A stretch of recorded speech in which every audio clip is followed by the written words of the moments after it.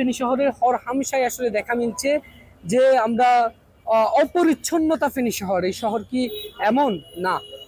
তবে এক্ষেত্রে আমরা দেখতে পাচ্ছি যে যারা যারা বুলেটের সামনে নিজের বুক পেতে দিয়েছিল, যারা আন্দোলন সংগ্রামে, ফেনীর আন্দোলন সংগ্রামে যাদেরকে আমরা চিনি, যাদেরকে আমরা দেখেছি সেই প্রথম থেকে, তারা এখন আবার হাতে ময়লার ব্যাগ তুলে নিচ্ছেন এবং তারা সুন্দর পরিচ্ছন্ন একটি শহর বুঝিয়ে দেওয়ার জন্য ফেনীর মানুষকে সেজন্য তারা কাজ করছেন। আমি দেখতে পাচ্ছি যে ফেনীর আন্দোলনে যাদের ভূমিকা ছিল তাদের মধ্যে অন্যতম, প্রত্যেকটি মুখই অন্যতম, তাদের মধ্যে নেতৃত্ব আমরা দেখেছি যে শুভকে দেখতে পাচ্ছি।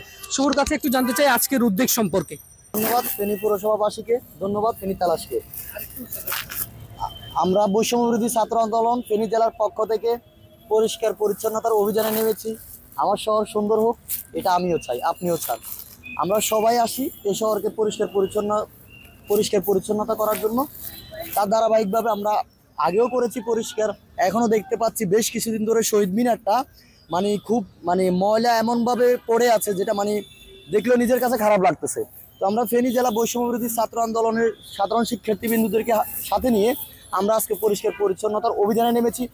নারীদের কাজ আসলে আমরা প্রতিনিয়ত দেখছি, নারীরা আন্দোলন করতে পারে, তারা ঘর যেমন গুছাতে পারে, তারা তেমন ট্রাফিক পুলিশের দায়িত্ব পালন করতে পারে। সেটি আসলে এই স্বাধীনতা যদি না আসতো হয়তোবা সেটি জানাই হতো না, হয়তোবা সেটি দেখাই হতো না কোনো প্রশিক্ষণ ছাড়া।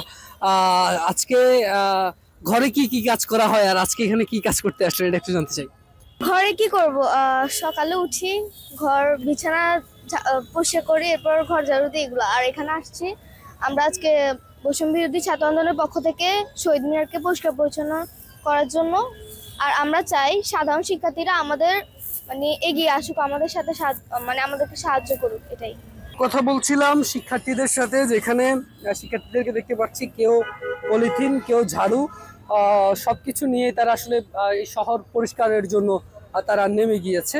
এর আগেও আমরা তাদের এমন উদ্যোগ দেখেছি। তবে আমাদের শহরটিকে সুন্দর রাখতে হলে আমাদেরকেই কাজ করতে হবে। আর আমরা তুলে ধরছি ফেনীর তালাশ, এগুলো এই কারণেই তুলে ধরছে যেন এখানে যেই 15-20 জন আছেন তাদেরকে দেখে যেন আগামীকালকে স্মৃতিসৌধ পরিষ্কার করতে বা এই উদ্যোগ গ্রহণ করতে যেন অন্যরা উৎসাহিত হয়।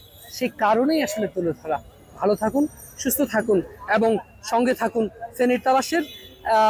সুন্দর পরিচ্ছন্ন নগরী, আপনার সুন্দর পরিচ্ছন্ন নগরী আপনাকেই ভালো রাখতে হবে। আমি আকাশ, ফেনীর তালাশ, ফেনী।